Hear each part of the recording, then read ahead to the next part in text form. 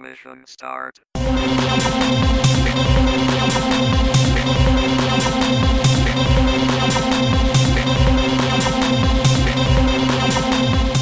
Alright. Hello! Welcome to Mission Start Episode 4. As you can see, it's been a very, very, very long time since we had a podcast. Yeah. So, let me first introduce, tonight's, podcasters, myself, Anthony Vianis, and our new member of Mission Start. Alex, yeah, I'm basically here to make sure that the website doesn't fuck up, so... Yeah, and we thank him for it because, yeah, the way we had it set up, like, for the first several weeks, it was, like, too crowded in the front and, like, not enough organization, as it were. Basically, I spaced everything out and fixed some minor things that could have created problems, possibly further in the future, but probably not now. Yeah. So, just a quick recap as far as what happened to us. Well, we got busy, school and everything, but also kind of revamping the website, kind of redoing what we want to do as a website and what we want to do as fans. And for a while, actually, I kind of thought, like, you know, why am I doing this? You know, why am I doing what other gaming websites already doing? And then I realized that we're doing this for the love of anime and video games and kind of our hobbies, you know. So that kind of like, oh yeah, that's right. So, yeah, our website it is temporarily. We will get a real domain like when I get paid or this year eventually. So instead of weebly.com, we'll actually have a .com domain. So, yeah. For that, I will probably wind up learning HTML. That or just kind of use the generic online stuff they provide. But, you know, it'll be revamped. I mean, I'm looking to Photoshop to fixing it up a bit. So, but yeah, that's kind of what been happened for our lives. And I really wouldn't call this a weekly podcast since, you know, it tends to, like, record on one day and then not upload it till like a week later. So this is like, I don't know, a bi-weekly podcast, a whenever we can do it podcast. Yeah, probably something like that. Whenever we can be bothered to actually get anything done. Yeah, really. Yeah, so, alright, well, a few things changed and, yeah, we're going to start up like we used to is what you've been playing or what you've been watching or both. Since Alex, you're the new podcast guru of our group, and this is your first time, so we're breaking your podcast cherry. What have you been watching or playing? Well, in terms of anime, I finished One Outs, which is very good. It's something akin to Akagi, which nobody watches probably has any idea what the hell it is, but it's very kind of mental, the kind of psychology, something you'd see. Cool, awesome.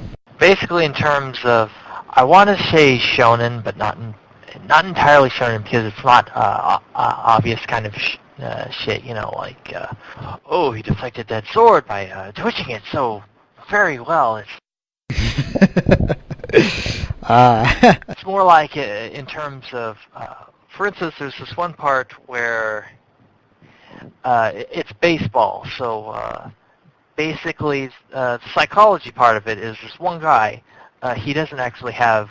In poker, it would be something like a tell, but in baseball, he sort of allows the other team to hear him tell his other teammate that the pitcher has tell when he does, I'm not entirely sure what it was, it might have been a curveball or a fastball or something, but he does a certain kind of throw as a pitcher, and when he does that, he basically tells he kind of sneaks it to the other teams. The pitcher winds up thinking that he has a tell when he does it, but he actually doesn't. So instead of having a tell, he actually sort of makes his own tell. So he winds up, I believe it was that this is going to require some. So let me start. Go ahead.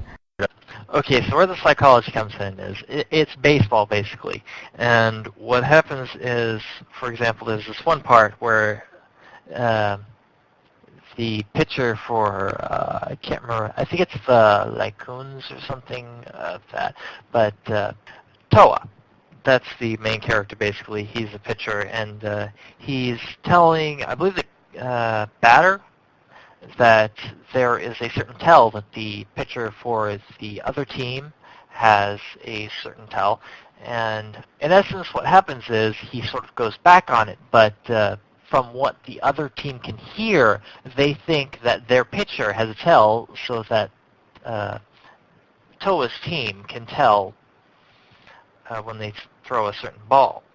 So in essence what happens is the guy thinks that he's widening his grip on the ball, or his grip on the mitt, so he starts unconsciously closing it. So he sort of makes his own tell by sort of feeding it over to the team.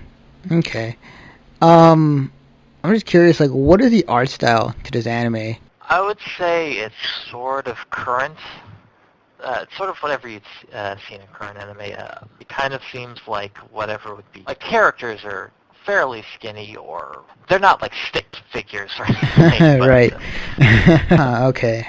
I was just wondering, because I had this thought is that the way you're describing this anime, it just kind of reminds me of how Initial D was, to where, how could they make an anime, how can they make an interesting anime about people drag racing and kind of going through the process of doing that? But then when you describe it, it just reminds me of when they're driving and making that turn, they're thinking to themselves, am I getting the right angle right? Am I, am I going right speed or whatnot?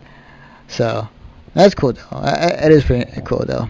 I will admit the progression from the art style from Initial D to sort of like the fourth stage of Initial D is kind of something similar to what happened from Akagi to something like One Outs. I'm not entirely sure if it's the same studio or whatever, but basically the art style kind of starts off very kind of bare bones. Things aren't really drawn also well. Basically things are kind of dated in the beginning one, and then it kind of progresses. Yeah. Funny how, in the first several episodes, it may be the best animation you ever seen, and then later on it gets crappier and crappier, or the opposite might happen. Especially the second episode of Gurren Lagann, where it's the art style was somehow fucked up, to where it was you were kind of curious to what the hell's going on. Yeah. So what else you been watching or playing? Well, I've been playing Red Faction, which I admit I probably should be playing more, except I've got it kind of on the normal difficulty just because of sort of a pride thing I have with finishing things on normal difficulty. Right. So it's I liberated the first sector, which isn't really too hard. I figure it kind of takes a lot of time, more time by going on the normal levels than it does on the casual, because I admit it's really fun blowing shit up all the time. Yes, that is the one thing I got away from the demo, and also kind of getting the game myself, is that the thing about Red Faction Guerrilla is the environments are so destructible. It's you can destroy an entire building with nothing but a sledgehammer if you really wanted to. Yeah, I mean it's more time consuming obviously, but you can do it. Yeah. It doesn't quite wind up being as conducive when there's 10, 20 EDF on your ass, but you can do it. Yeah. As far as story so far? Like, what do you think so far of like the story of they have for you so far? I don't think you play a game like Red Faction for the story. I know. I'm just curious as far as do you really care about the story in this game? No, if I had to put it one way, it's nothing that you wouldn't see in a normal action movie. It's very predictable. For instance, in the very beginning, like the first mission, you wind up having to obviously take something down with your sledgehammer. But once you get back, you wind up in the middle of EDF. Basically, they wind up raiding what would be your house if your brother survived long enough to actually do that. And then he obviously gets shot, and then that's pretty much your focus for the end of the game. You're going to beat the living shit out of the EDF or blow them the hell up because your brother died because of that. Ah, okay. So basically, the generic, oh, you shot my brother, I'm gonna kill all of you now, and I want my revenge. And in the process, like, oh, well, I'm helping the rebellion in a way, so, hey, it's good on both ends. Essentially. I mean, there might be something that comes up later. I only liberated Parker, which is like where you begin, so I'm not entirely sure. That may take me a week or two to actually figure out where the rest of the story leads, but from what I've seen, it just looks like general action game kind of story. Okay. Yeah, I was kind of skeptical at first with Red Faction, because like it just felt, third person action game, and it felt generic at the time. But like once I hear people talking about it more and more, and then I got to see kind of what else you can do in the game, it's like the first thing came to mind is like, oh shit, this is A-team shit right here. I can blow shit up, and I can get a jump pack, and I can do all this other crap. Yeah, this is awesome. So, yeah. So, anything else? No, I think that's it. I mean, there's like general stuff that I'm catching up on week to week, but that's Okay, cool. Well, as far with me, I think a week ago I just finished watching Soul Eater, and man, okay, Soul Eater 51 episodes long. Soul Eater for the majority of the part. It's it's a good anime. It's the progression is well. There's just a few plot holes, but not that big of a deal. Although the funny part is, the Grim Reaper almost dies, which is ironic to the fact that he is deaf, or how can you kill deaf, whatever. But the thing that I urge everyone to completely just hear me out, especially those who are still watching it or in the process of watching it. The last episode of Soul Eater, I suggest that you watch it, but you keep in mind that the last episode, they completely dropped the ball on it. I mean, you don't. Yeah, hold on. Let me just put up a spoiler alert for everyone. Okay. Actually, how far are you on Soul Eater, Alex? I haven't even started, but from the sounds of it, it seems like Soul Eater is basically Bleach before they have the nobody dies in Bleach kind of. Yeah, it's actually a really good series. Like the way it's set up to where it's like the stuff in like the Halloween setting is kind of like the Nightmare Before Christmas kind of type of deal, where like you have like some of the main characters kind of based off like the like Medusa and Frankenstein and like all these other characters, which is a cool kind of idea, and I do like. But like the last episode where they completely dropped the ball. Okay, so fast forward. Okay, you got 3 of the main characters kind of completely. Well, I want to say 6 6, 7 characters just for the fact that their weapons are also human beings. So pretty much the main characters are down. The main character, Japan, there's never a small group. Yeah, true. Just look at Naruto and Bleach. And One Piece, for that matter. So they're completely down. Maka, the main character, she's fighting the demon god. The overall bad guy. Which, the demon god is essentially like this badass, bishi type of guy that's, he doesn't give a damn and he's just trying to take over the world. And Maka and her weapon, her scythe, which is also a person, her and Soul are trying to fend off, the last remaining effort that they try to put in.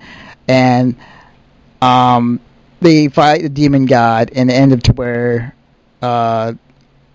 Soul was, thrown away, or kind of like Soul was beaten up and now is on the ground, and now Maka is by herself, weaponless, and it's just her and against the demon god. So it pretty much looks like where she's gonna lose no matter what she do. But here's where it first gets weird. No, there is no tentacle sex, although it would have been a lot easier and funnier if it was. So, the thing happened is that, okay, so first off, just to quickly note, her dad is a weapon. He's a human being, but like Soul, he can turn to a scythe, and he sometimes when he gets angry, especially in the first episode, blades come out of his back and out of his hands and arms. And we never did see that out of Maka because she was always the master, or they call them masters because they're mastery of their own weapon that they have.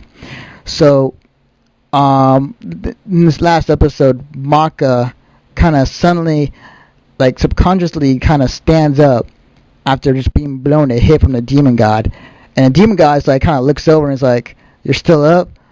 Alright, I'm gonna kick your ass anyways." So he tried to hit her, but he got kind of slashed off, and it's kind of wondering what the hell's going on, and he keeps attacking her, and then he finally realized that Maka suddenly grew blades out of her body, the exact black blades that her dad has. And at this point of the episode, I'm like, okay, makes sort of sense. I mean, it would have been easier to explain it earlier, but I'll try to roll with this. So, she's about basically she has the plot hack. Pretty much. And the thing is that, okay, she goes into battle, she's actually kicking some ass, and the demon god's getting hurt, but because he is demon god, he doesn't feel any pain. So she's pretty much fucking him up, and then she's on the ground, and the demon god's right on top of her, and she. I have a different imagery than what you're obviously talking about. I know. It was too easy to say it, but I'll leave that to the imaginations of everybody else. But okay. It is Japan, after all. Very true. And as they say, rape in Japan is like a hello. Anyways, so the demon god, he's right on top of her, and then Monica just kind of grew every blade that she can in her body straight into him, and he's bleeding, he's losing a lot of blood, but he's he doesn't really hurt him at all. So then what happened is because he noticed that Maka is doing this subconsciously, she kind of made herself kind of asleep, but kind of letting her own body kind of do the work without ignoring the pain and whatnot. So he's wondering, I wonder if he can still feel pain. So he grabs Maka's arm and squeezes it to the point where I think, I don't know, her bone cracks or whatever, and then like she tries to fake it, but then like she screams, kind of like the I'm trying to remember like another anime kind of where the girl screams like loudly and that's like she's famous for it. I just can't remember the one at the moment. Whatever.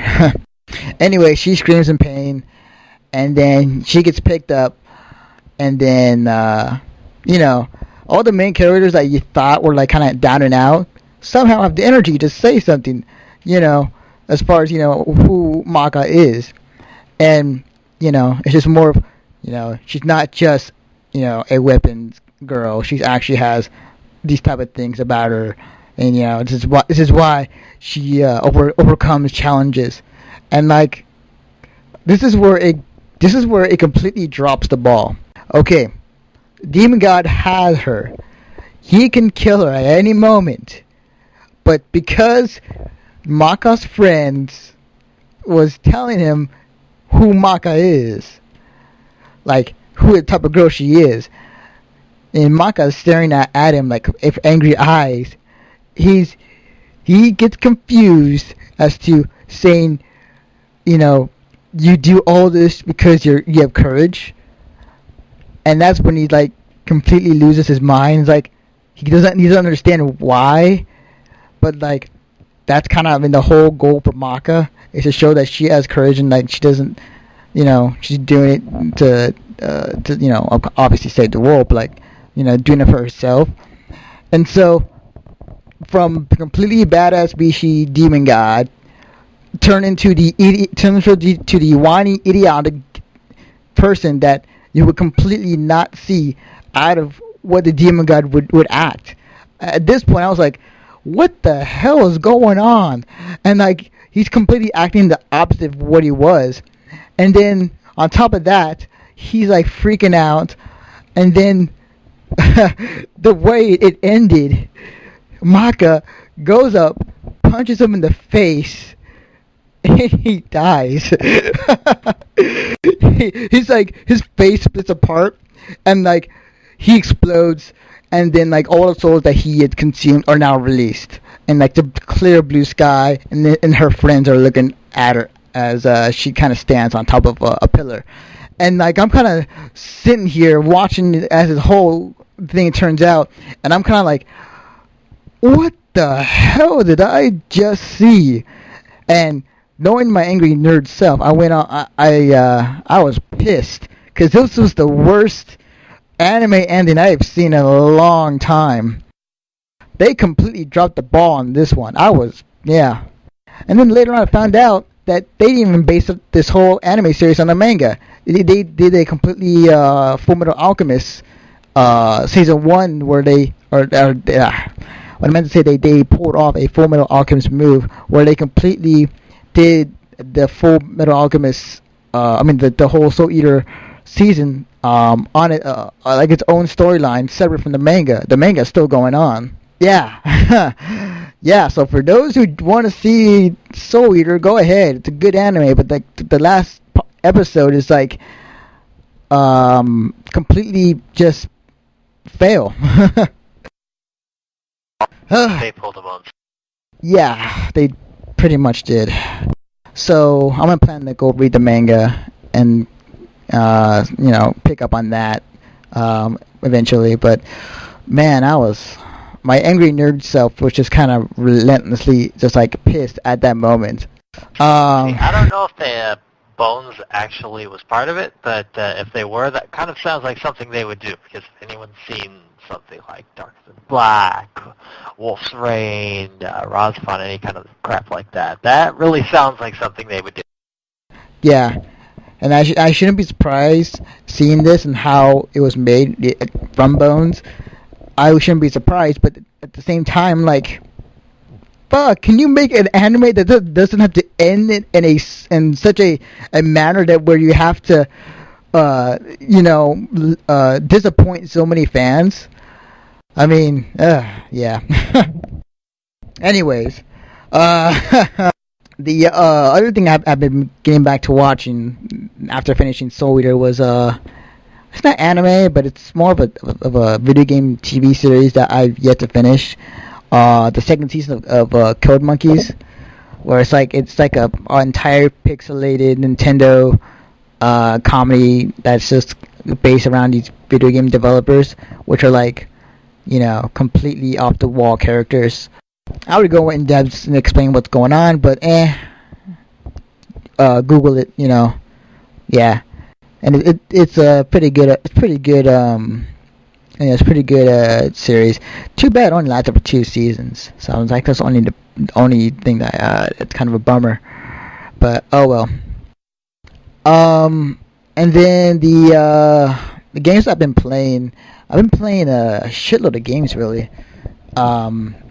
Like, okay, so recently, I think a few weeks ago, I picked up on was it Soul Calibur Broken Destiny for the PSP. It's pretty good. I mean, it's a complete copy of Soul Calibur 4, but the graphics are like Soul Calibur 3-ish, which it looked really good. And the cool thing is that the exact moves you have on the PSP is the exact moves you have on the PS3 or 360. So like, because some people they use the joystick, arcade joystick for fighting games most of the time. I do that for some games, but actually for Soul Calibur I use the D-pad, knowing that the 360 controller D-pad sucks for shit, but I'm the kind of type of weird people to play with a controller with a fighting game, and so the cool thing is that any moves I learn from the PSP, I will pretty much know on the 360, and I can go vice versa and kind of go from there. And because I'm going through the moves of my character, Sean Wall, and I'm doing the stuff that you do in the 360, and it's pretty good. Yeah, I'm totally enjoying that, and popping it out like every other break time I have in between classes, and kind of getting a quick match in. So that's pretty good. And then the cool additions, they add 2 new characters to the PSP version. I forgot his name, some wacky character. But then the awesome, more badass character they put in is Kratos from God of War, and his movesets are so overpowering that you can basically juggle like anybody with Kratos and like keep it going to the point to where like they're down like 5-10% of health left, and that's pretty badass. I mean, if they put this character on like the 360 or PS3 version, it would be so funny just to see that to happen. But I gotta say that kind of sounds like what I've heard Yoda became on the 360. Yeah, Yoda completely broke the game, height and kind of gameplay wise. Yeah, so it's pretty good. I'm enjoying it. And yeah, see, I've been playing that, and then I've also been playing Wolfenstein, the new one that came out this like a month ago, and Wolfenstein on itself, it's a kind of the generic first-person Nazi shooter, World War II paranormal kind of stuff, but I'm playing it just for the sake of Wolfenstein. I mean, it's one of those arguments to where you kind of play a game even though you know it's generic and even though it's not that great, but you still play it just for the sake of what it is. So Wolfenstein to me is like, I'm playing it for the sake of Wolfenstein, and so far, I mean, like, to the average person who would play this game, they would say that it's a pretty okay to borderline good game. I'm like 33% done with the game, and I got the 2 like awesome new guns, like a plasma beam I can shoot off, like shoots up kind of like a plasma tentacle, and I just kind of hit people with it, and and then I got like this electricity gun, and I'm facing off these Nazis, also like these other enemies that are in the game, they're like invisible ninja Nazis, and you know, these grotesque creatures that the Nazis were working on during World War II to help fight, the Allies and whatnot. Kind of the generic stuff that you would normally see in a World War II Nazi paranormal game. So I've been playing that, but it's been... The funny thing is that I get, especially if you've seen the intro of Wolfenstein, the first thing that came to mind is that, okay, the character's name, BJ Blazkowicz.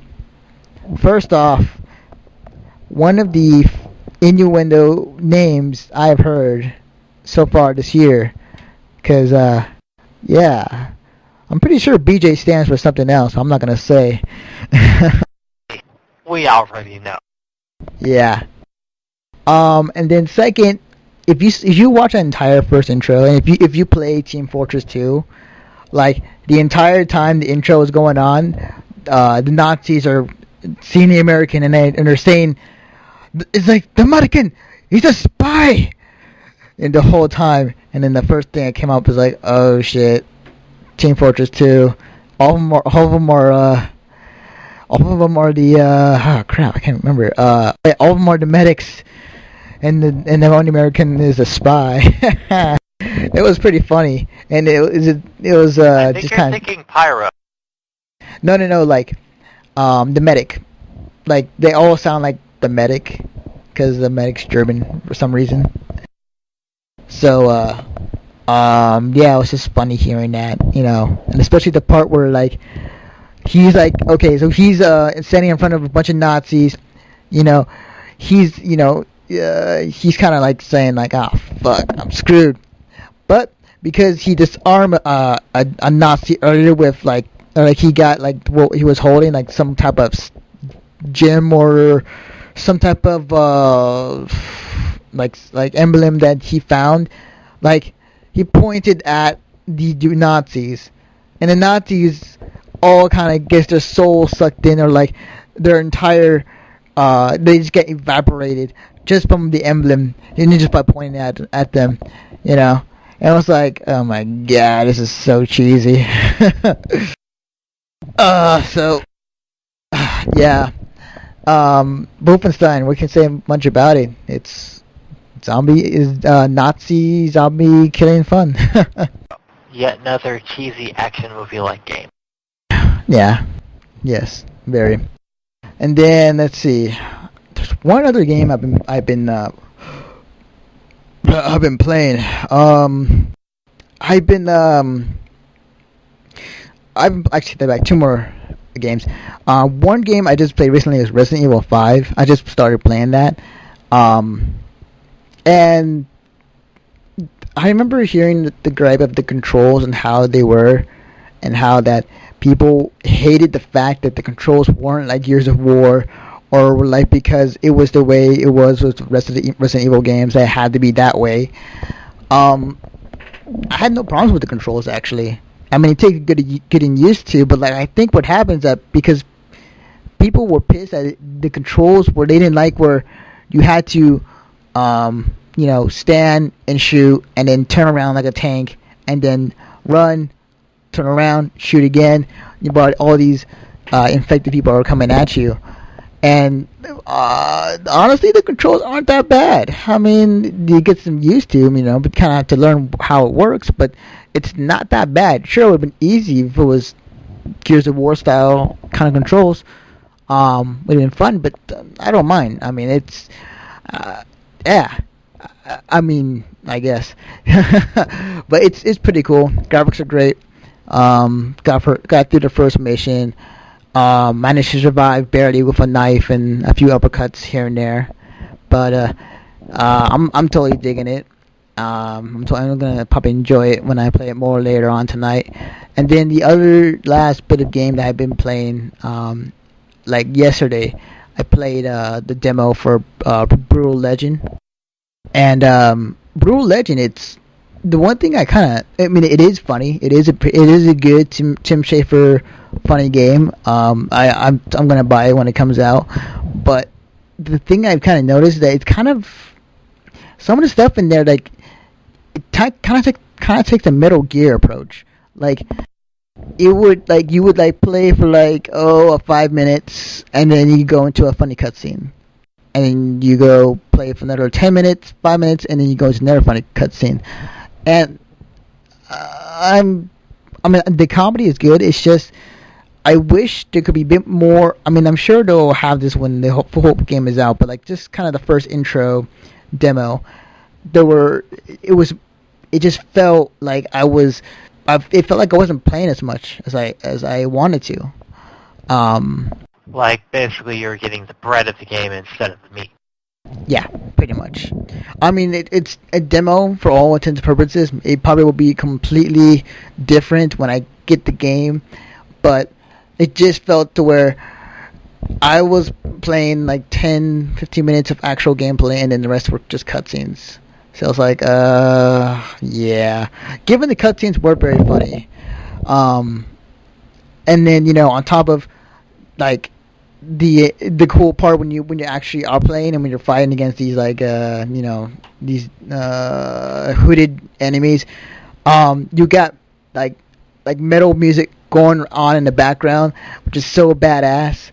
And then like the one section where you're driving through the game where you're going through kind of these piles of enemies while you're running them over, the whole sky is going to the beat of the metal of the heavy metal music that's going on, and the whole game looks great. The whole game is completely funny, and I'm totally enjoying it. I mean, the main character is pretty much is Eddie Riggs, but he's voiced over by Jack Black, and it's honestly, it's probably one of those games where people are actually getting excited for, because the last game that Tim Schafer made, Psychonauts, that people had no clue it came out, or they didn't really care for it, and it was a relatively a good game that people missed out on. So I'm glad that this game's getting the recognition that it needs. Also, the fact that you got some big rock stars voiceover, including Ozzy Osbourne. Although I don't know how he got able to talk clearly in that game, knowing him and how he talks, and be like, yeah, go, I probably pissed Maybe off. there weren't any bats around. True. Although I wouldn't be surprised. I mean, they could have it to where Ozzy Osbourne bites the head off of some bat just to, as he's sitting there at the gate, maybe. I don't know. Probably. They did it for that one, what was that one movie? It was, what's his name? Describe it for me. I might know it. Little Nicky, I think it was called. Oh, yeah, I remember. Yeah. Oh, yeah, that was... Oh, yeah. So, anyways, yeah, so that's kind of what I've been playing and watching for these past couple weeks and a month. So, a shitload of stuff. So, alright, so we're going to take a short break, but we come back, we're going to talk about why the video game industry and why publishers have pushed the games that were coming out, that were supposed to come out this fall 2009, were suddenly pushed back to 2010, and how we have more or less not a lot of games this Christmas than we usually do. So, yeah, we'll be back.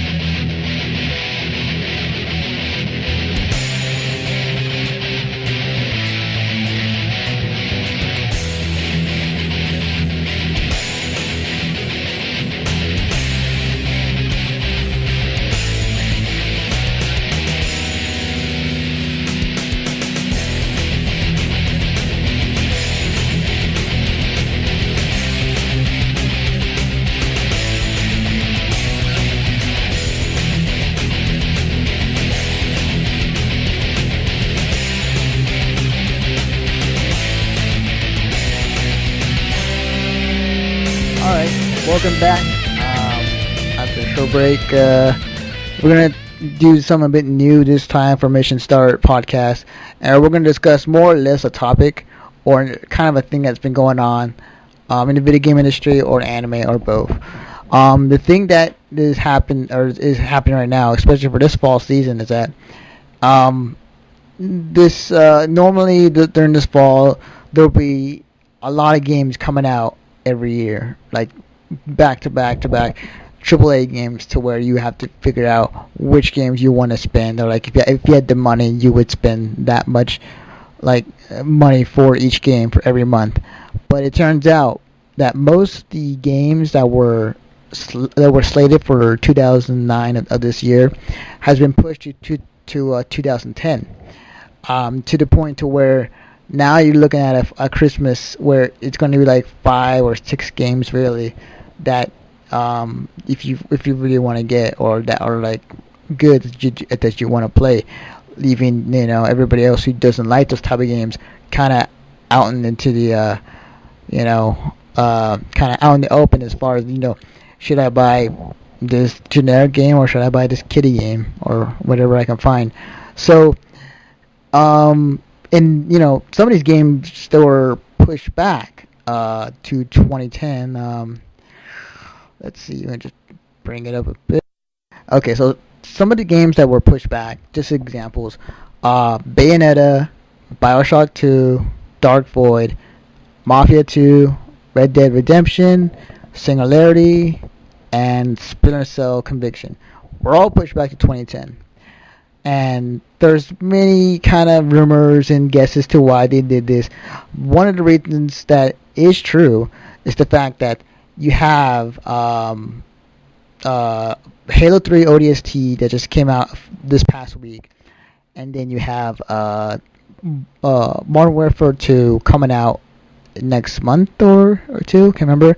And then you got Brutal Legend, and then you've got the others. But the two main hitters everybody wants to get out of the way is, or don't stand in the way, is Halo and Modern Warfare 2.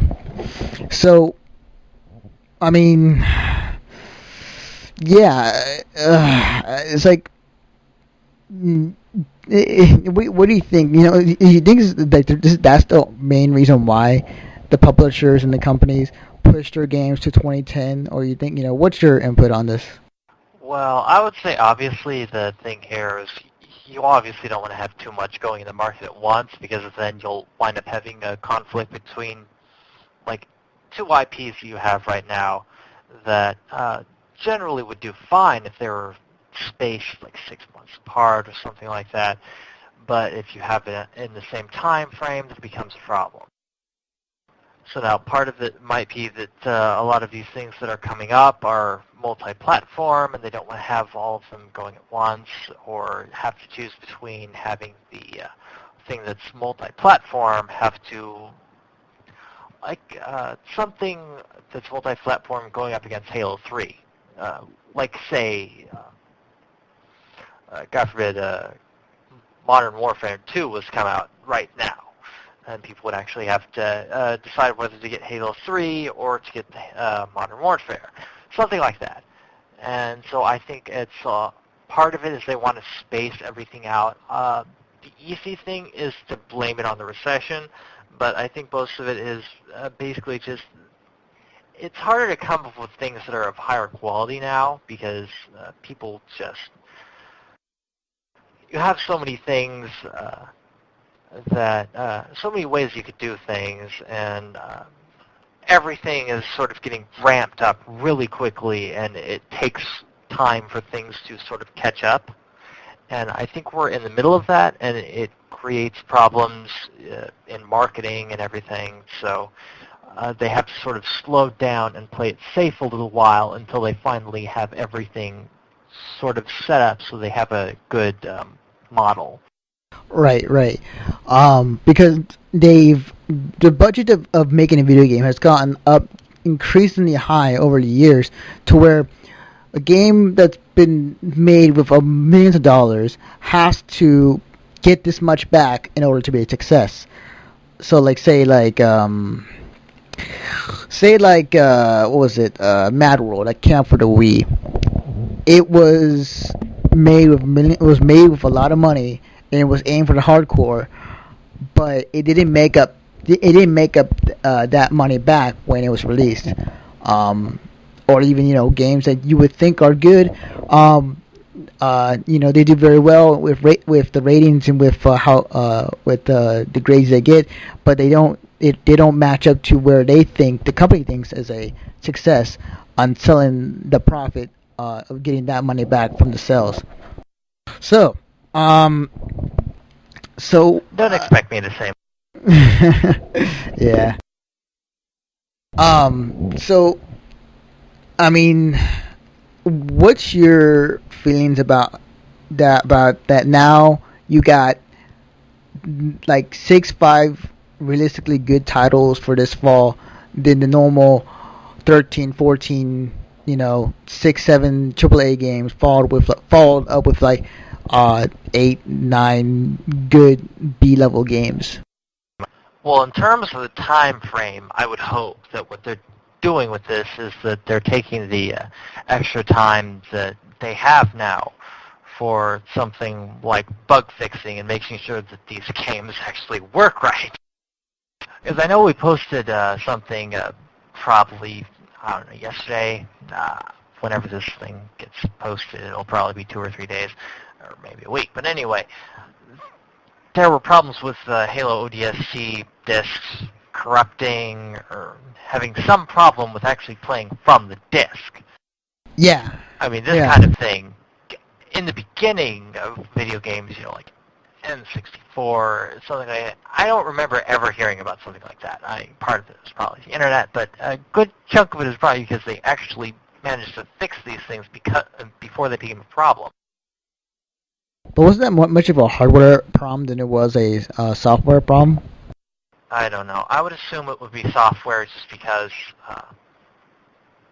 it could be hardware, but I would think that it would be software just because it's reading off of the disk. And something like that, it doesn't seem like it would be hardware related unless they really just fuck up the firmware incredibly bad somehow, so that it wouldn't be able to read basic ones and zeros or something. Right, and Halo 3 ODST is one of those huge titles that people want to get out of their way. Even though people are saying it's not the same, or even though it is a side story of the game, relatively people still treat it like as a full-on Halo game, just for the sake of the name that's on the title. And especially when it comes out this past week. But I think honestly I think that what they were doing for these past couple years, the way that publishers and companies were releasing games in the fall, like every year, the tons amount of AAA games, where I was, one year kind of thinking to myself, like, how am I going to afford all these games? I was kind of saving up money over summer, knowing that I'm going to spend a shitload of money on all these great games that are going to come out in the fall. And it's all because of, the fall, Christmas, people are buying Christmas stuff, they want to see what's going to be good and whatnot. But realistically, I would like it to where they would spread it out a bit more, to where, because summer's always been the dead kind of time for people to release games. I would love it if they would release it kind of more, spread even out. Like, here's some in the spring, here's some in the summer, here's some in the fall, and they did it to some effect with June, with the release of like Prototype and what was it, the other PS3 game that was exactly like Prototype? Infamous? Yes, Infamous. And it's a bit, for some people in the game industry, it is a bit scary that there isn't that many games out there, and it's all been pushed back to 2010. But for some of us, like me, I actually kind of do like it, because now I can say I can realistically buy like all the games I want this year, that or this fall that I want to get, or like I'll get like the ones I really want to get, and don't have to worry about the other other games until like 2010. And that's that's a great thing about it.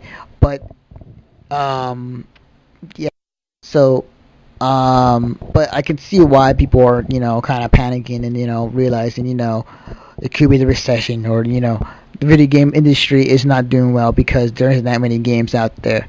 Personally, I think it's a good thing for at least for this fall season. Although I would like to see a bit more games, but at the same time, I think right now the way it's set up, I think it's fine. Well, I can say right now, I think what probably wound up running into it was the Halo 3 fan base is kind of, Yeah. for lack of a better word, impatient. Yes, that and the Modern Warfare 2 people. Yeah, so they kind of had this group of people that are very sort of they just want what they want now. There's no idea for bug fixing. They're not thinking about, is this actually going to be able to work on the platform that they have set up already. Basically, it just becomes a matter of what awesome shit can I get right now?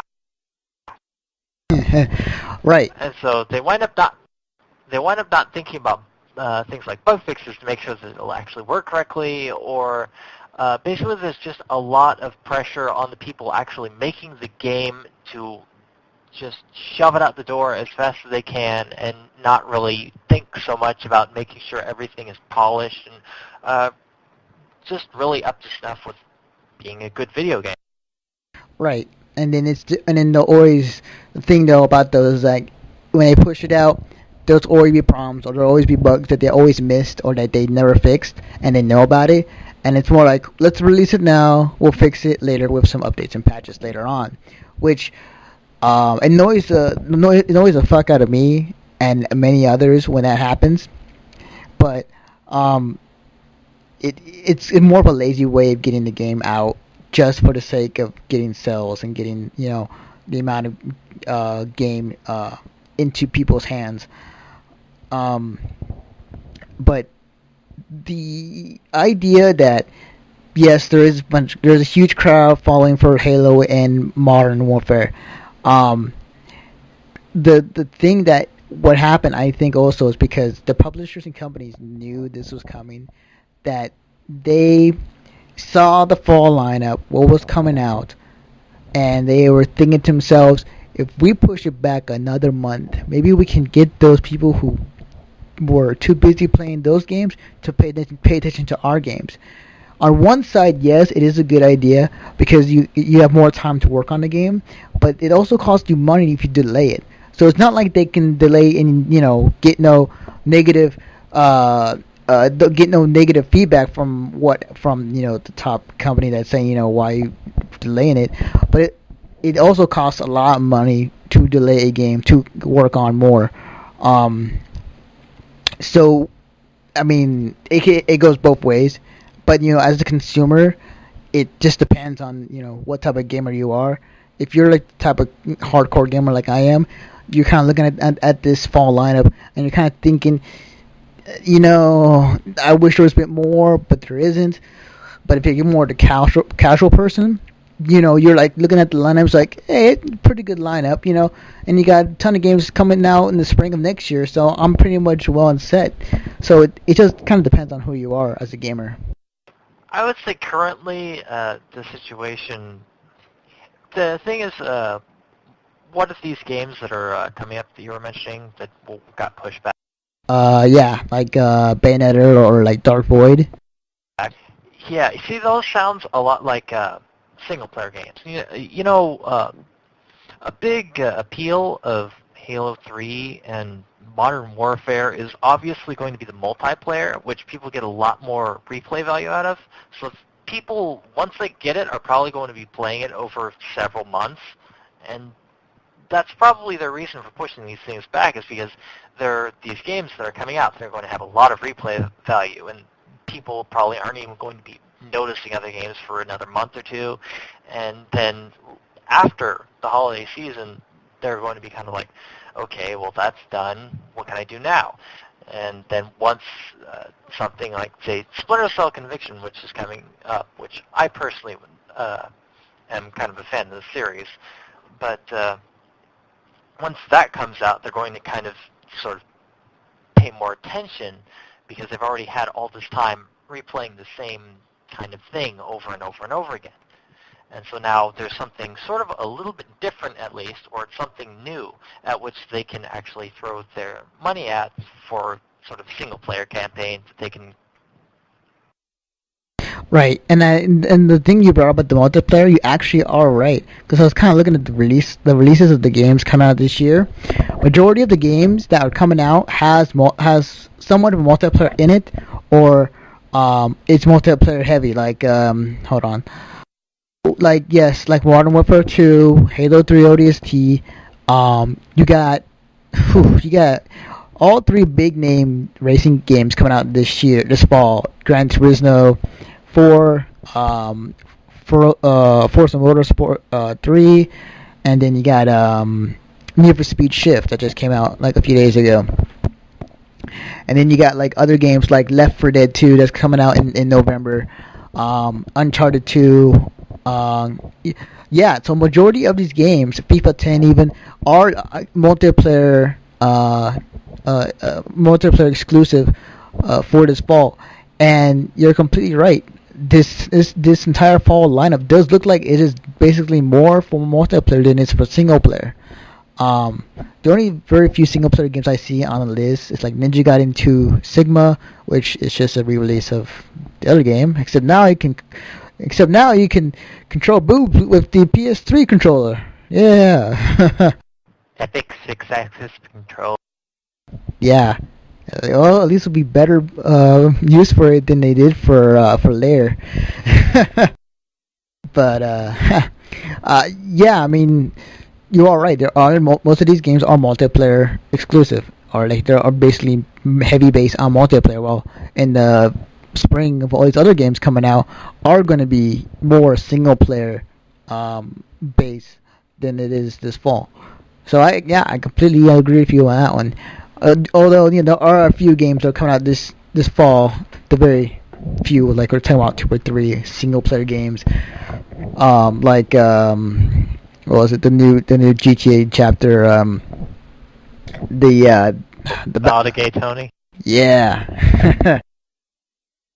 So, but regardless, you can go either way of what you think as far as how this fall lineup has dwindled from a huge ass shitload of games to now a dwindle of about 5 or 6 good games coming out.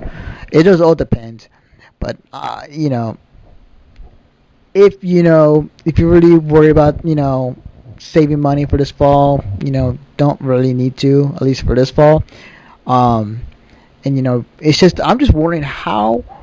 It's just the fact that, okay, every tens of thousands of people every Christmas buy, games and game consoles. Now, if you're buying a game console, say, 360 or PS3, and you see this lineup of games coming out, at one end, you were kind of sad in the fact that there isn't that many games to pick from. But at the same time, then again, you get the lineup you can always go back to for 360 or PS3. But if you want something new, you just have to wait like another 4 or 5 months. So if I'm a parent and I bought a PS3 for my kid, and for myself, and I see this lineup, honestly, I think I would be kind of like bummed the fact that I don't have that much of a library of games to choose from, just based on this fall. So, yeah, I mean, yeah. Well, I'm thinking if you're a parent and you're buying a console, that probably means that you don't necessarily have like say a computer or any other kind of console or anything that you could actually be able to play these games on. So while everyone else has already been playing these games, it's still sort of fresh for you. Yeah, very true. It is. But it's just ironic that they just happened to bring down the price for all 3 consoles, actually, for PS3, 360, and Wii at the beginning of September, and they have very few releases that that people can pick up if they just based off the fall season. But you're right, they can always go back on the library of games that have out that came out in the past several years. So it's not like you know like Dad One goes by 360 and finds that there's only like 5 6 good games in the fall, and that's the only thing that he can buy. Or Mom goes and finds a Wii, but finds lack of games she wants her son to play. So there's always going to be that library behind each console. It's just it's just funny. I guess it's I don't know if whether they were participating or they're anticipating that that all these games will come out in the fall, and they misjudged that, or the fact that they wanted to release these systems at a cheap price just to get everybody set up for the spring of next year. It can go either way. Who knows? I would say it's probably kind of both, because if something like 360, it obviously weighs heavily on the Xbox Live section of it, but on top of that, if you're having a lot of single-player games, and some people would play that in order to up their gamer score, whatever the hell that thing is, but basically, if you're playing single-player games, then the multiplayer aspect of it doesn't really weigh into it as heavy. Right. Also depends. Yeah. So for games like Splinter Cell, yeah, they always they have a multiplayer component, and I think since might have been Pandora, it might have been the third one, I'm not entirely sure, but they have the multiplayer component, but you might just want to play through it for the story mode. For something like that, if it's a decision between that and Halo 3, for instance, you may gravitate towards Halo 3 just because you know that that's sort of like the multiplayer staple. That's something that a lot of people will play. You're going to be able to find a lot of people with servers up, that kind of thing. Right. There's always going to be a huge number of people always going to be there. No matter what time of day, there will be a huge number compared to, like, say, like you go back and play like another multiplayer game that people say like 5-10 people are always on, and like it's the same people that you always see. So the comparison of who would ever play with, people who play on this game or the amount of people who play on this other game that is hugely popular. So that is a good argument to say. Plus, on top of that, you don't want to have these single-player games, which if people are not really playing for the multiplayer, they just want to go for the story. You don't really want to have those going up against stuff like Halo 3 and Modern Warfare. Obviously, I think I talked about that already. But basically, you want to have. The thing is, for the amount of money that you're paying right now, it's like what, $50, $60 for a game. If you're doing that, you don't. Maybe you have like $50 or $60 set for a specific season, and if you want to make a decision on what game you're going to get, it's going to be about how much replay you can get out of it. Right. So you have all these people, and basically, I think right now it's going to wind up being more of a battle of what will have the most replay value, and then in spring, when everything's sort of settled down, when people are sort of maybe looking for a little bit more, I suppose, plot or sort of meat, if you would say, kind of like the bread and the sandwich thing from before. But if you're looking for a little bit more story, something a little more heavy, then maybe spring is more what you're looking for. Yeah. So, out of the games that are coming out this fall, which do you think has the more replay value? Which of the heavy hitters do you think will soak up most people on Xbox Live or on PS3 Online? Well, I would say on Xbox Live it'll probably be Halo 3, but in general, depending on how they handle the multi-platform thing, it could easily go to. You said Modern Warfare 2 was coming out, right? Yeah. Right? Yeah, I would say I would give it to Modern Warfare just because, on the one hand, there's a huge fan base for Halo 3, but on the other hand, there's also sort of the same kind of people who would go to buy Halo 3 would probably go to buy Modern Warfare. So even if you have people who are if you have people that buy both, for example, then on top of that, you have the people who are going for the multi-console things, whereas Halo 3 is pretty much stuck on the 360. So you could have people on the PS3 or on PC and Xbox 360 all playing Modern Warfare 2, while you only have the 360 supporting Halo 3. Very true, very true. Modern Warfare 2 is multi-platform, and it will probably reach that demographic to where you're going to have people play on a PC, on a PS3, and 360. Yeah, I do agree that Modern Warfare 2 is going to probably be the game that's going to soak up the amount of people to replay it by you. I want to say Left 4 Dead 2, but Left 4 Dead 2, there is I mean everybody loves Valve and all the games they make, especially Half-Life, but I'm like, I was gonna say Left 4 Dead 2 versus Modern Warfare 2, but I don't see Left 4 Dead 2 soaking up the amount of people to play the game as much as Modern Warfare 2, just for the fact that majority of the it is a PC game and a 360 game, and people often go over to the PC side, which is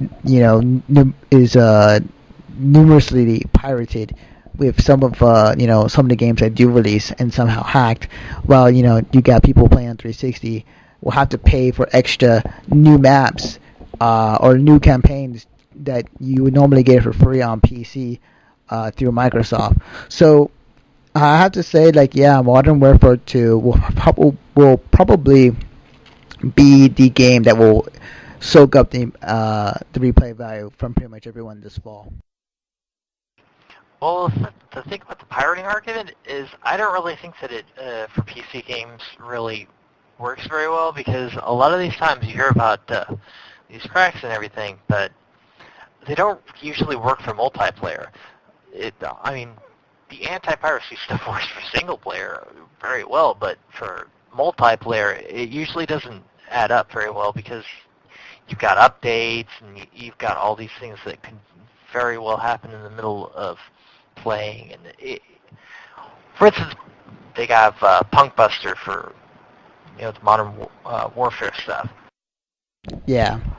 Every time that application updates, they have to come up with a new crack. And maybe it will be fine if it's like one guy who's he codes for some big company or whatever, and he can figure out what the hell is going on. But every time that he actually puts it on the internet and everyone starts using it, then the people who are actually coding the game find out about it, and they find some way to circumvent it so that you actually still have to have a legal copy of the game. Right, yeah. So, being that said and everything, if you had the money, and you had one choice, this is the what was it? This is the Dark Knight question. What game are you, if you were to have the money to buy, what game are you excited for to get this fall out of the games that are going to be out there? Well, if I had a 360, I might have a little bit different of an opinion, but I would say I would probably go with Call of Duty. Oh, nice. Huh. I think the game I'm most excited for this fall. Yeah, I would have said Halo 3 ODST. If I was thinking about it before it came out. But honestly, I think the game that I'm more excited for, and it's not Halo 3, even though I am a huge Halo fan, ironically. It's not Halo 3, it's not Modern Warfare 2. I want to, and it's not Left 4 Dead 2 either. It's Brutal Legend, which I'm probably excited for. It's just I guess because I never really experienced one of Tim Schafer's games that in the past or in recent years, and I've always heard that he'll always make these funny great games that people have not recognized. And this is like kind of like my intro to kind of what game that he helped create. And from playing the demo and from the looks of it, it looks like it's gonna be a great funny game. And yeah, it's probably the game I'm actually more excited for than the others. I mean, I will play the other games. It's just that I think I'm going to be a bit more interested in how Brutal Legend turns out. So, I'm going to take another short break, and then we'll come back. We'll talk about a bit of news and a bit of upcoming comm dates that people whoever listens to this podcast, the very 3 or 4 people, are gonna come up and kind of hear when the next anime conventions are coming up. So we'll be back. きらめく夢の星さ I wanna be 行こうぜ行こうぜ行こうぜ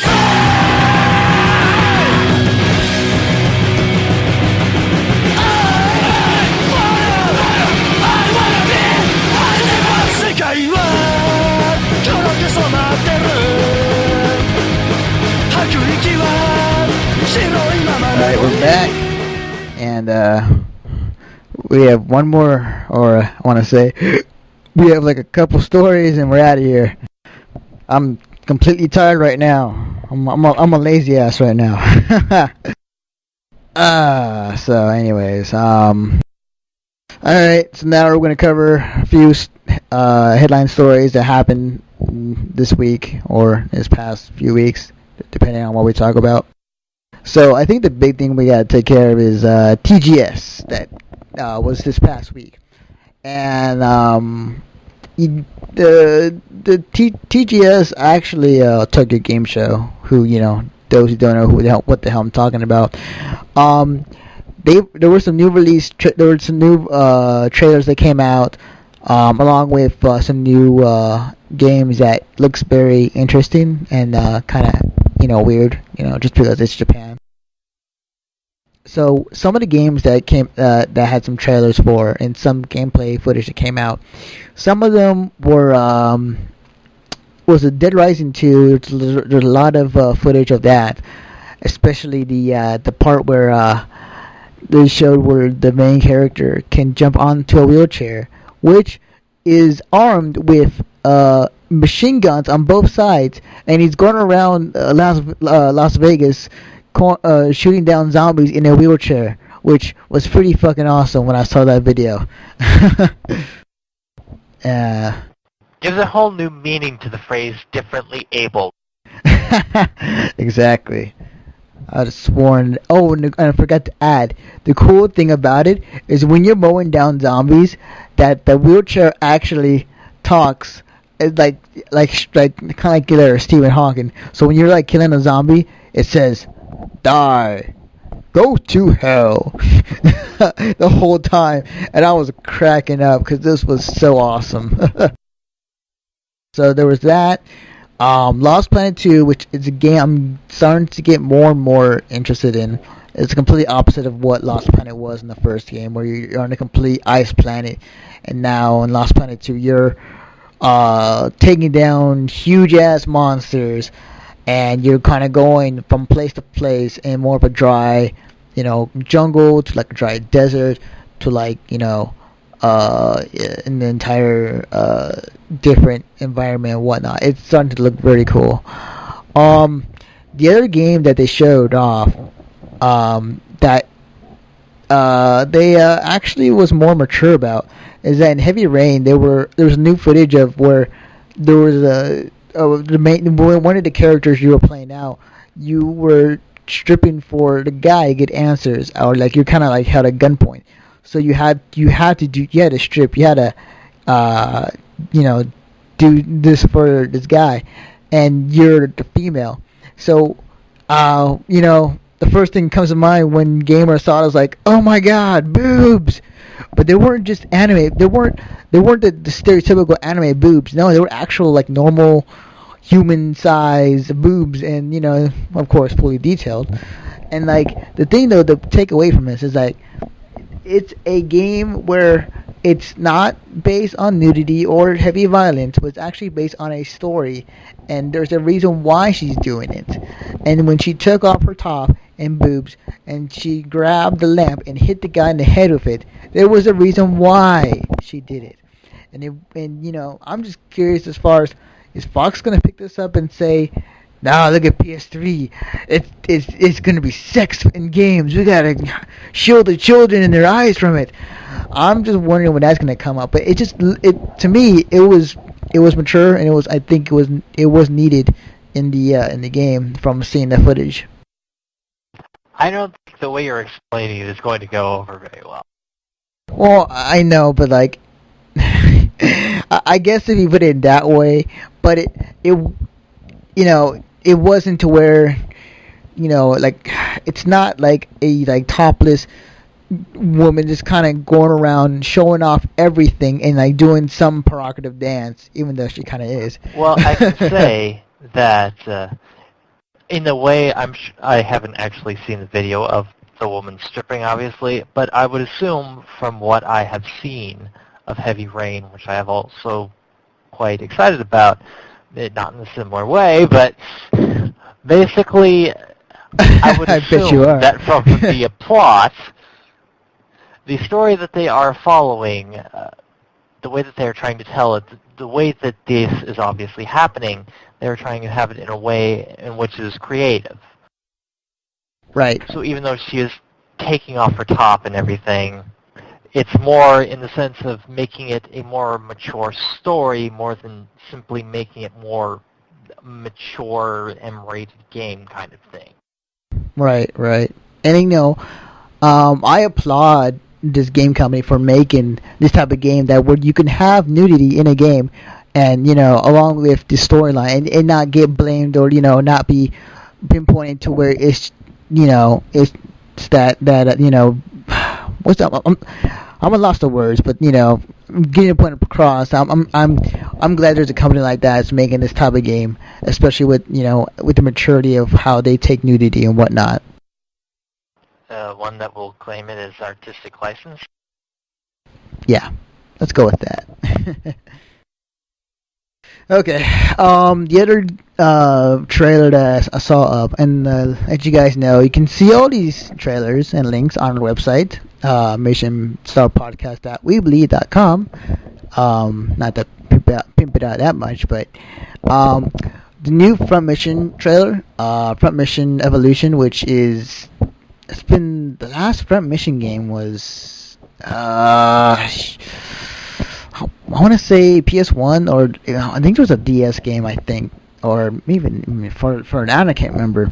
It's been a long time since the Front Mission game has been come out, and Front Mission was one of those great games that kind of came out during the 90s, along with like Vagrant Story and like of course the Final Fantasies that Square Enix was working on, and Parasite Eve.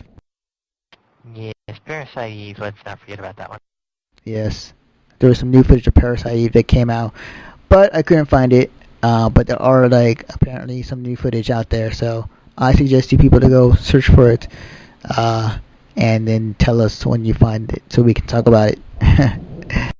And then let's see. It may not necessarily be online quite yet. They might have kept it sort of in the press circles before they actually send it to everyone else, if they send it to everyone else. Yeah. And then let's see, there was a new Final Fantasy 14 trailer that came out, and that's, well, a Final Fantasy MMO. As I put it, where even small furry animals have a role in this open-ended MMO, which you can pretty much draw your imaginations to anything you like. I think that would be a very scary thing if everyone saw what I was seeing. Yeah, I mean there already is It already is a game sort of like that. Although, I mean, there already is a furry game that's going to be coming out for Xbox Live. That is just like straight up actual like characters are fully fox humanoid people. I kid you not. Yeah. Yeah, that's not Yeah. Anyways, and then I think the one of the biggest trailers and video footage I got out of TGS and what came out of it, Metal Gear Solid Peace Walker. The demo came out on internet and on TGS. We can download to your PSP. And they show off the video and the demo cutscenes are done completely in an awesome art style. The Metal Gear comic style that they had before and that they done before with some on the PSP, and the trailer for Metal Gear Solid Peace Walker, you look at it and you can say it could be a PS3, could be a PS2 kind of type of quality to like a Metal Gear Solid 3 would be, or kind of edging even a Metal Gear Solid 4 kind of quality. The game looks really great. now good. Yeah, like the game looks really great. The Hideo Kojima's working on this one, and it looks good. I am really excited for this game. And people are kind of they're kind of like it's Metal Gear, but it's like on a PSP, and they're like they're like they're kind of like giving it already a kind of negative view just for the facts on the PSP, but it looks great. I am totally digging it. If you guys haven't seen the trailer, you have to check it out. The Metal Gear Solid Peace Walker TGS trailer, the 9-minute one, is probably the best one I've seen so far. Well, I can say that I think it's obvious that there are limitations because it's on a PSP, but that doesn't necessarily mean that they're going to be as high as people would expect. It's something that you would actually have to look. For instance, if you played the PSP, I don't remember what it's called, but basically the PSP Metal Gear game that wasn't the card one. Yeah, Metal Gear Solid Portable Ops. Yeah, that one. If you played something like that, I'm sure it'll be a step up from that. From the look of it, it might have been even a little bit better than Metal Gear Solid 3. In fact, though, even the way that it's told, it's almost sort of a mesh between the Metal Gear 2 and sort of the normal cutscene kind of things, from what I've seen. But, of course, I'm not entirely sure if that's how it's going to pan out in the grand scheme of things, but if it goes that way, then it seems like it could very well, even for being on a PSP game, be something better than maybe something that we would see on a PS2. Right. Yeah. Definitely. I'm excited. I can't wait for this game to come out. So, oh man. And who knew? Big Boss had a daughter. Then again, I'm not surprised. The other game that showed off a new trailer for was Assassin's Creed 2, and it was a trailer of showing why why this main character picked up the costume uniform to be an assassin, and explains why he did it in his trailer. And this is a badass trailer. This is pretty badass. Yeah, they show off some new moves.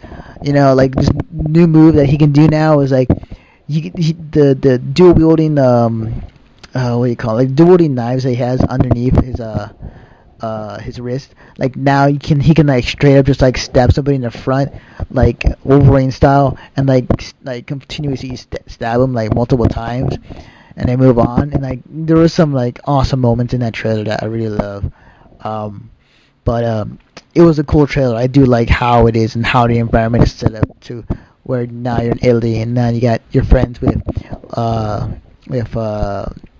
Leonardo da Vinci, and you're testing his flying machine. It's pretty cool. I suggest check it out, you guys.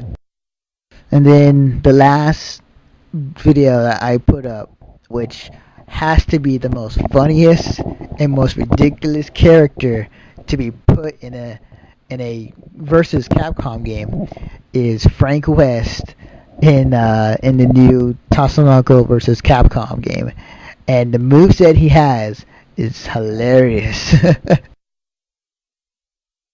Oh man, it is funny because like what you do is like some of the movesets are so fast and so so ridiculously powerful. Like you can like throw like you can put a zombie for Frank West. You can take your pictures in battle, but like also what we can do is like you could take out like a big plastic bat and like hit him with it, or like you can summon a zombie, or you can put a zombie in a wheelchair and then throw him across the screen, and it always hits the opponent like every time I've seen it, and then and he has some special moves, and one of his specials is like a wrestling move that he does on his opponent. But like one of his other specials, I was just cracking up. Two of them. One of them is he takes out the service bot, the head, puts it on top of the opponent, and like pushes him like towards like a group of zombies, and that was so hilarious. And then also the other one was he puts on the Mega Man costume and like does his blaster finisher and destroys the opponent. I was cracking up. I was like, wow, this game went from being mildly interesting to now I want to play it.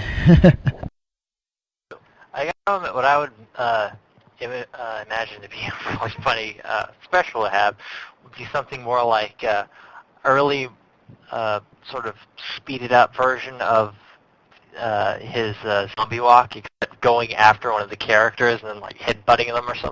Yeah. Oh, Frank West, how we love you. He's covered wars, Very true. So, moving right along, the other kind of old, kind of new story that was up on our website was that Inuyasha is finally getting its last season, and it's going to be debuted on October 10th, which is what is it, 26 today? So in about a few weeks. So, which means that the Inuyasha anime that was made back in the 90s will finally be finished in, well, I want to say 20th century, but, 10, 12 years later, they're going to finally finish it off. Fine. So, yeah, and, everybody knows that it was, like, canceled, like, because they caught up to the manga. But now, since the manga is finished, since last year, they'll be finally to make the anime version of it, which, for one thing, I'm like, finally they're going to do something about it. Although I am curious, it's like, are they going to get the original dub group that did Inuyasha in the 90s to do the Inuyasha, the new one for this year, or for later on? Because I honestly, I kind of like the dubbing that they did for Inuyasha. It was actually, I won't say better, but like, it was actually pretty good. I would assume they would try and get everyone that they can. I mean, unless somebody's died in the past years, it seems like that would be the way that they would go, to sort of like not try to shake up the fan base or anything. Right. Huh. Yeah. Because, like, to be honest, voice actors, they often, they don't get that many calls as often as you may think. Especially dubbing for anime shows like Inuyasha. So I think it will be probably like they will get the group back together. Hopefully. So, yeah, October 10th. People go download it. All right. This next story that I bring up, thanks to AnimeNewsNetwork.com. Hetalia Access Powers film greenlit for 2010. So, They finally have a film greenlit for Hetalia. The only anime that gets away with making fun of every other country they put in there, and they got a greenlit for this anime. Which I mean I have Hetalia. I've yet to watch it, but I know it's just basically kind of a story of making fun of other countries, and kind of stereotype kind of way, and it's to hear that it gets a film finally. That's actually pretty funny. Actually pretty cool. So I would, yeah, hopefully they do a good job on it. But yeah, I totally am going to see this movie when it comes out. No, I hear it's popular in kind of the yaoi circles, so I don't really know if that's necessarily something to be looking forward to. Well, the only reason why it is saying it's because like majority of the characters are guys, and that's the only reason why people are saying that. But you know, it's just funny to think that, you know, the way Italy and Germany came together and became allies, the way the whole entire thing kind of came out, or how that was told through the anime, it was pretty funny. Even, you know, if there is like some people that are like yaoi lovers that want to see, like, you know, have their own fanfic of what each country would be, you know, I don't know. That's pretty. I don't really pay attention to that, but yeah, Hetalia is a pretty good anime on its own. All right, I forgot to say this in the in part of the TGS kind of news story that Japan Sony PSP manga distribution services detailed. So basically, at TGS they announced that Sony Computer Entertainment is going to be. They talked about the details about the distribution service for manga that is going to be released on the PSP. And right now it looks like it's going to be only Japanese PSP consoles, but the amount of manga that they're going to be selling or giving away, or how they're going to do it, is a shitload of manga. Let me just name a few. No, let me just name some of the titles that they're gonna release the full manga. Neon Genesis, Fullmetal Alchemist, One Piece, Soul Eater, Dragon Quest Saga, Emblem of Roto Complete Series, Momomo, the Shigano no Shana. Hold on, there's like a.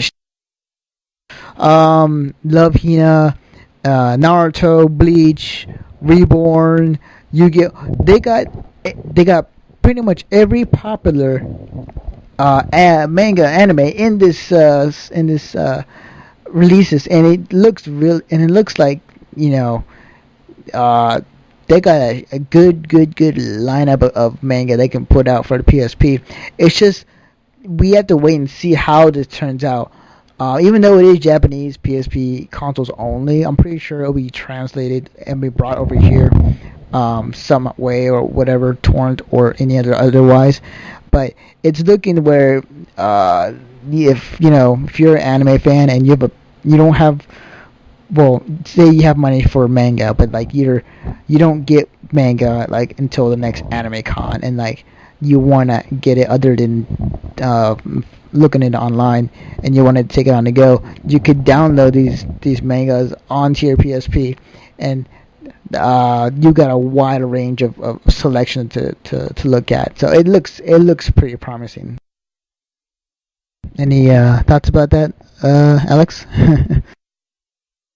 Well, I could say I wonder what's going to happen to it if it ever sort of makes its way on other platforms, and obviously, say if they stay with the publishers they have now and more crop up and they get onto different consoles, it might create sort of an interesting little difference between, another difference obviously between the people who would buy a 360 or a Wii, like say if we got more Shonen, or 360 got more seinen kind of the more adult titles or perhaps more hentai, then it would obviously play a little bit more into those kind of archetypes.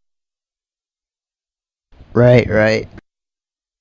I wonder though, if this was like implemented like at anime conventions and people who have PSPs, like if they would find a way to where if you want to download a manga onto your PSP at an anime con, that'd be pretty cool if that were to happen, or like if that were to be organized enough.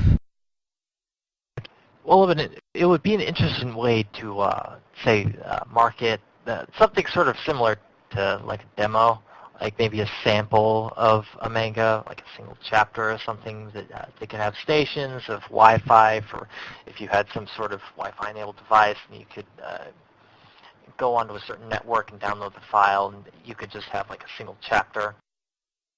Yeah, that would be cool. That would be pretty awesome if they were to do that. Oh, man, so anime cons, you hear us out. Get some Wi-Fi signals. Get some manga. Get on this and give us like samples of your manga so we can check it out. Yes, do it now. All right. So. Well, that would be a little bit more complicated. True, I know, but hey, you never know. You never know. They might hear it's this. It's a nice idea. Yeah, it is a nice idea, and they should take it from us. And then we'll have the right to say like, "Hi, it was our idea, not pay us." Yes, royalty rights would be nice. It is, however, still sort of a daunting idea. Yeah, true. Very true. And then the last news story I got: Windows 7 gets an official Nana Mizuzaki and OS X theme.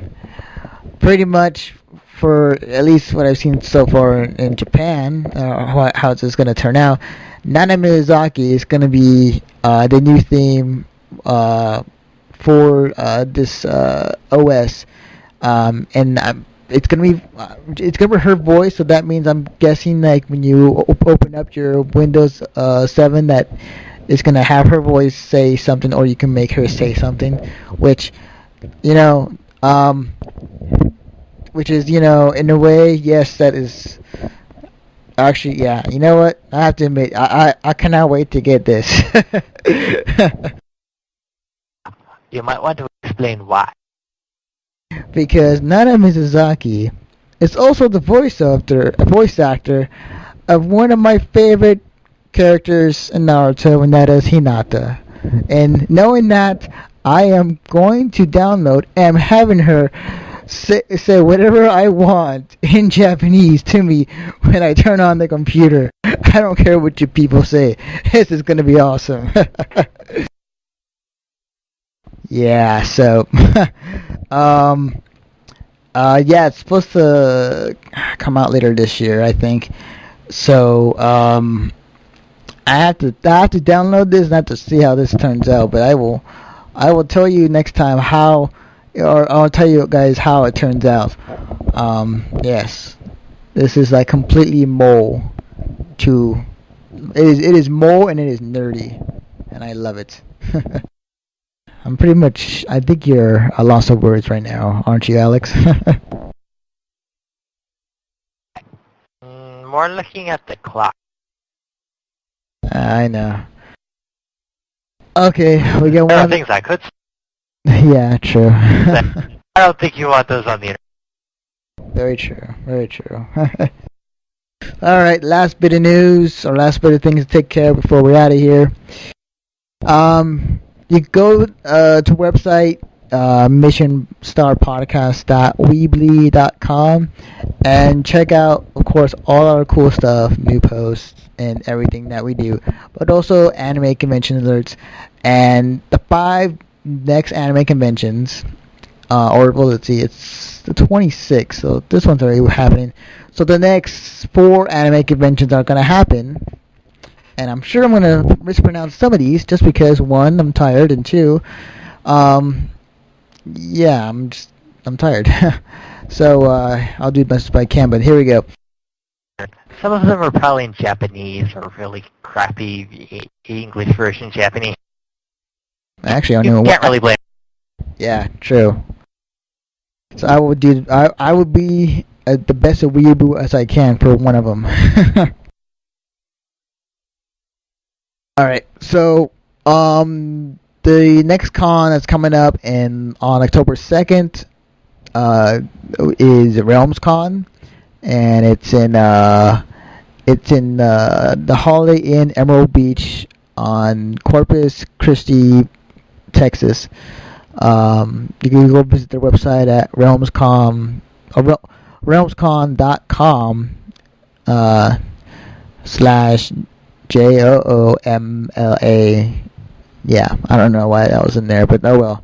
You can go check them out. And then the next one coming up is Archon 2009, October 2nd to the 4th. You can check out their website at archonstl.org. And they're located in Collinsville, Illinois, at the Collinsville Gateway Center. The next anime convention that's coming up, actually, no, all these four are October 2nd to the 4th. But this next one is KazuroCon.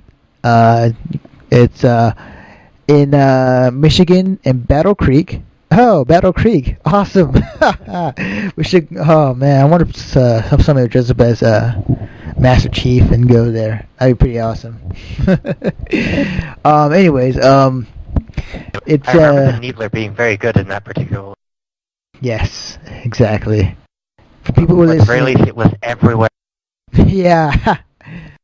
Okay, people in Battle Creek, Michigan, I want you, if you're going to this con and you're dressing up as Master Chief or any Halo like characters, I want to see a picture of you guys in Battle Creek playing a Halo match in a way where like somebody is on the ground getting teabag and their person is getting their ass handed to them through stickies. And someone is shouting, "Kill the rats! Kill the rats! Kill the rats! Kill the rats!" Exactly. Yes. Okay, so I was saying, it's in Battle Creek, Michigan. It's at the McCalmy Plaza Hotel, also known as the Catalog Arena. Oh, Kellogg Arena. Okay. And then the last con that's coming up is Geek Media Expo, which is in Nashville, Tennessee, at the Radisson Opaland.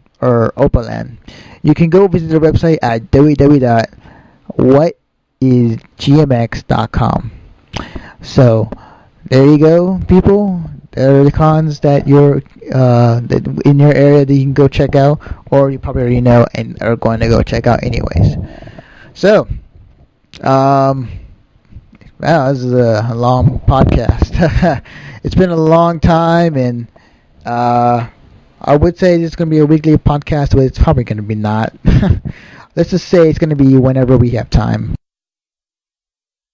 Probably more like monthly or bi-weekly or something of that. Yeah, so we'll try to do stuff. So, what do you think, Alex? This is your first podcast. What do you think of it? Even though you and me talking most of the time. It's going to be interesting when other people join. Very. The more the merrier, as they say. But we'll see how that happens. So, last remaining notes. Visit our website, www.missionstartpodcast.weebly.com. Also, if you want to follow me and know when the next podcast will be coming up, follow me on Twitter. Hold on. I'm already tired. I can't even remember. What was it? Defective Naruto on Twitter? Yeah, just look that up on Twitter and follow me if you want to know when the next updates are coming along. Subscribe to us on iTunes, all that good jazz and whatnot. So, yeah, by the time this podcast will go up, I'll probably be like Monday morning or Sunday, depending on when I'll get around to it. So, I guess that's it. So, yeah, any last words before we sign off? Tentacle sex. Ah, very well played. Very well played. For me, Encourageable. yes, indeed. I'd like to buy a vowel. Ah, yes. Actually, I would. All right. So, for me and Alex, this is we are signing off, and we will see you when we get time. Whenever we damn well feel like.